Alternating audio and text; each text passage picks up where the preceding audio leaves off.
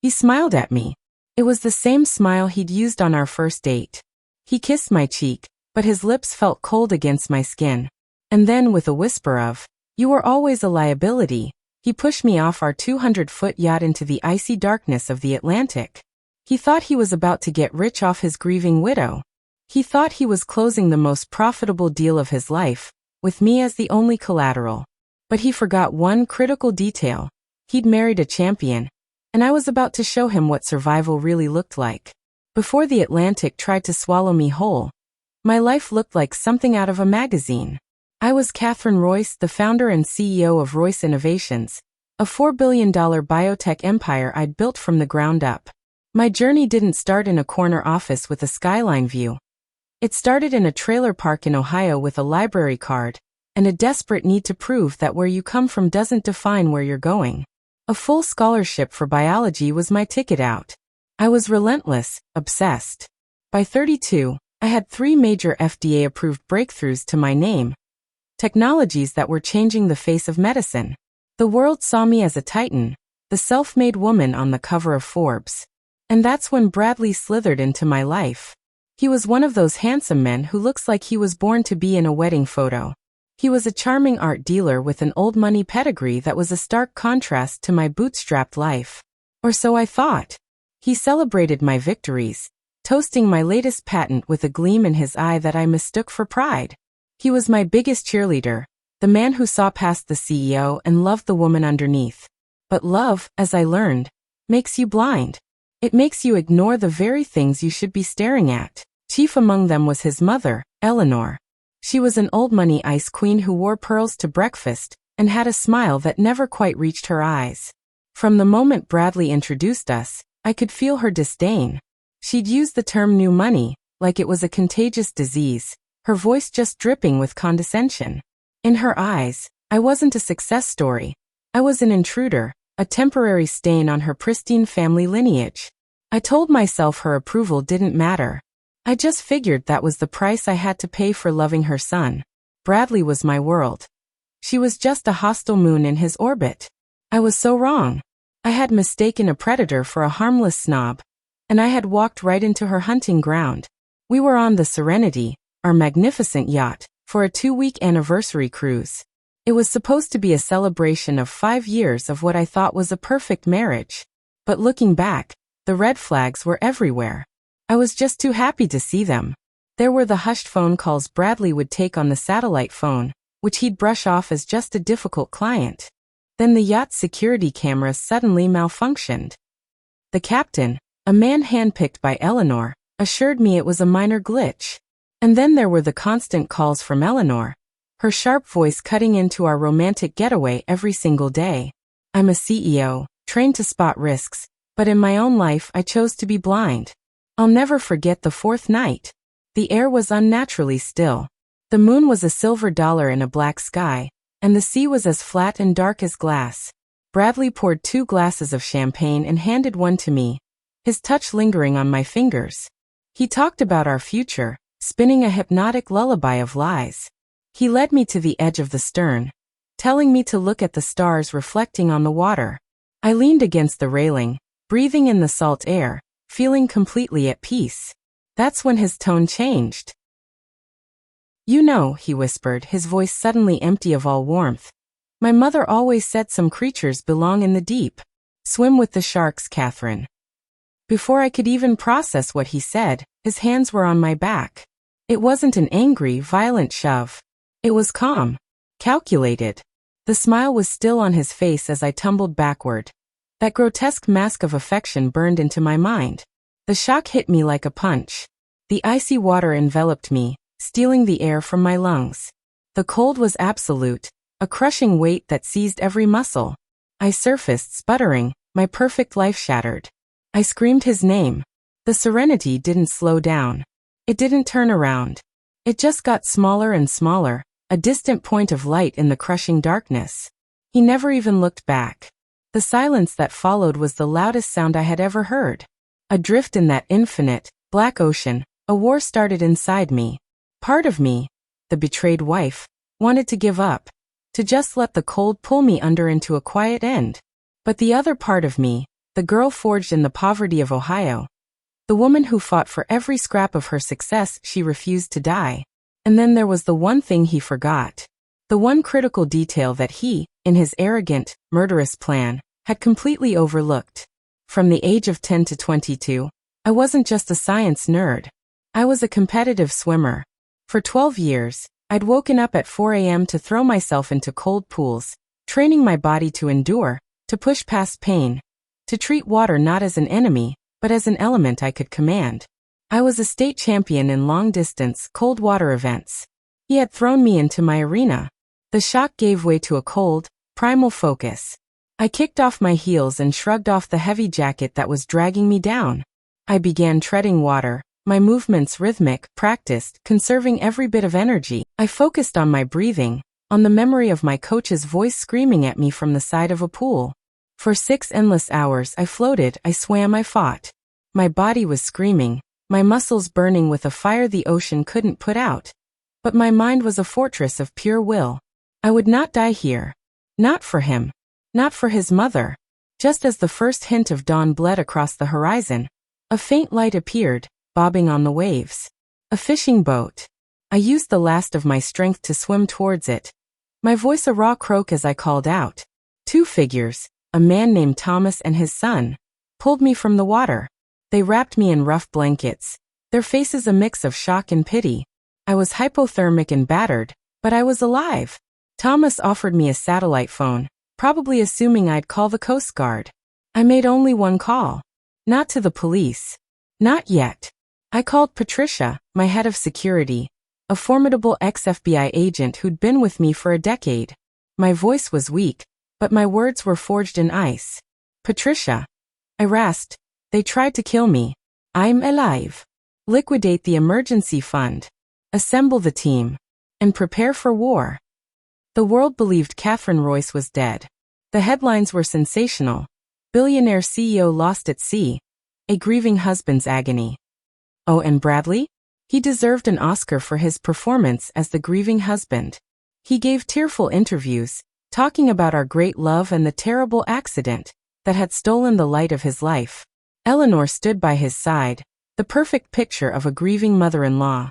They held a lavish memorial service, where the city's elite paid their respects while secretly wondering who got the money.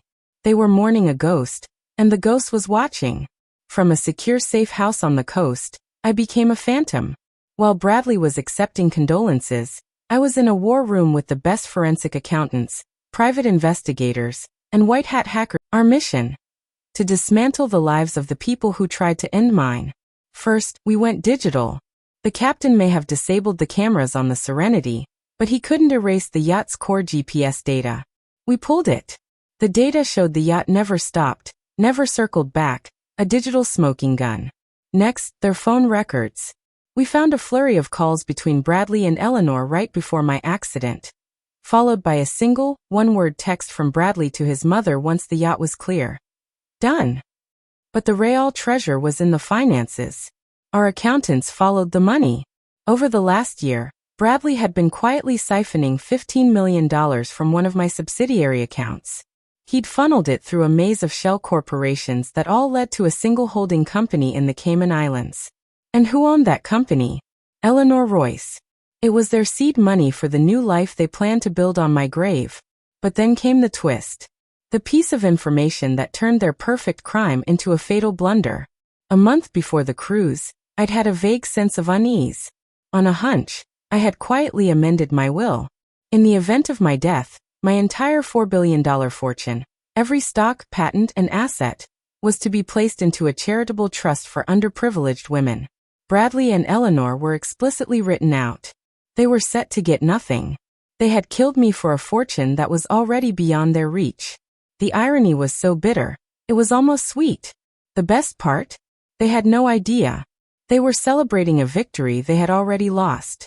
If you've ever been underestimated or betrayed, then you know what this feels like. Let me know in the comments if you believe the best revenge is taking back your power. And make sure you subscribe for more stories of justice served cold. Just taking them to court wasn't enough. That was too simple, too clean. I wanted to look them in the eyes when their world came crashing down. I wanted them to see the ghost they thought they'd created. In her arrogance, Eleanor decided to host a celebration of life gala in my honor. It was a grotesque victory party disguised as a memorial, and the city's most powerful people would all be there. It was the perfect stage for my resurrection. While they prepped their party, my team made one last, devastating discovery. Digging into Eleanor's past, Patricia unearthed a story the Royce family money had buried for decades. Eleanor's husband hadn't died of a sudden heart attack. He'd died under suspicious circumstances, and Eleanor, who inherited everything, had blocked the autopsy. Even more disturbing was the story of her own daughter, who vanished after threatening to expose her mother's fraudulent business dealings. Her body was later found on a piece of land Eleanor had conveniently sold just weeks prior. Eleanor wasn't just a thief, she was a monster. The night of the gala arrived.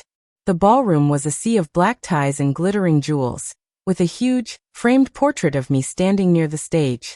Bradley and Eleanor moved through the crowd, accepting whispers of sympathy, their faces perfect masks of public grief. I didn't use the front door. I entered through a service hallway, flanked by Patricia and her team.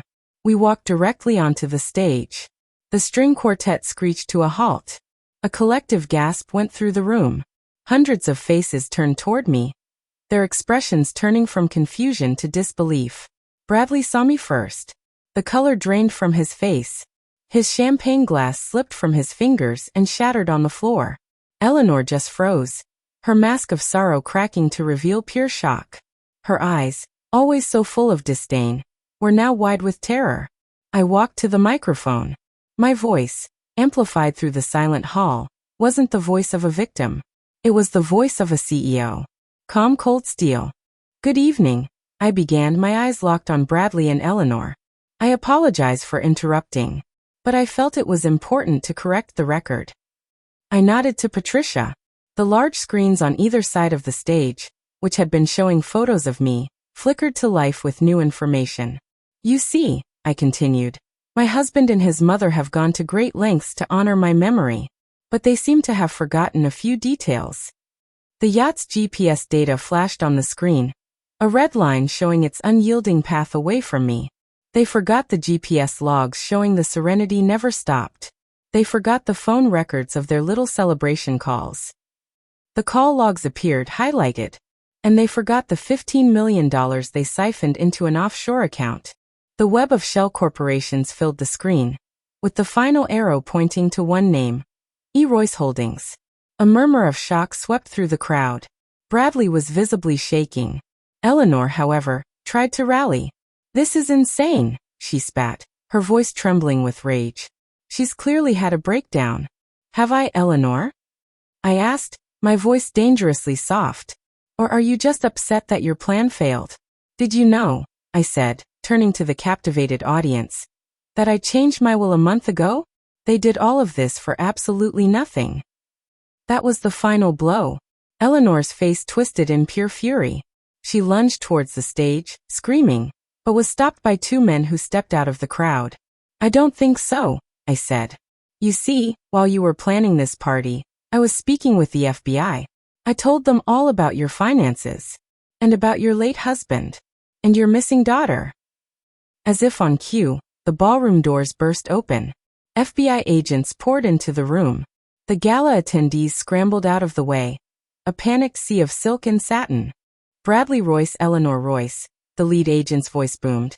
"You are under arrest for conspiracy to commit murder, wire fraud and money laundering." Cuffs snapped onto Bradley's wrists. He didn't resist, he just crumbled. Eleanor, however, fought.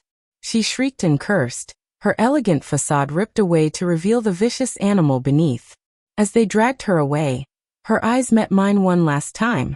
There was no remorse, only pure, undiluted hatred. The spilled champagne glittered on the floor like broken diamonds. The trial was the biggest news story in the country. Facing life in prison, Bradley quickly turned on the woman who had controlled him his whole life. I saw him during the debriefs. He was a hollowed-out, shaking version of the man I married. In exchange for a reduced sentence of 15 years, he sang. He gave the prosecutors everything, detailing how Eleanor had masterminded the entire plot. He admitted he knew about the suspicious death of his own father, and that he'd lived in fear of her for years. He was a weasel, a puppet whose strings had finally been cut. I felt no pity for him. He made his choice on the deck of that yacht. His testimony was the final nail in Eleanor's coffin. He told them where she kept secret files and where his sister's body was buried. The jury was out for less than 6 hours. The verdict was read in a hushed courtroom. Guilty. On all 23 counts. Bradley got his 15 years. Eleanor received 2 consecutive life sentences, with no possibility of parole. She would die in a cell, a dethroned queen whose empire of blood and lies was reduced to nothing. As they led her away, her face was a stone mask of defiance. She was finally where she belonged. They tried to drown me in the cold darkness of the ocean, but they didn't succeed. Instead, they forged a titan. They stripped away the naive, loving woman I had been and replaced her with someone stronger, colder, and who understood the true nature of predators. I returned to my company, not just as a CEO, but as an icon of resilience. My story became a legend, a cautionary tale in boardrooms, and an inspiration to women everywhere. I didn't just reclaim my fortune. I reclaimed my life, on my own terms. They thought my power was in my money. They were wrong. My power was the same grit that took a girl from a trailer park to a billion-dollar boardroom. It was the same fire that kept me alive for 6 hours in the freezing Atlantic. They pushed me into the abyss, and I learned how to fly. They tried to create a widow, but instead, they crowned a queen. So I have to ask you, what would you do if the person you trusted most tried to erase you? Let me know your revenge plan in the comments below. And don't forget to like and subscribe for more stories of betrayal and the ultimate triumph of the human spirit.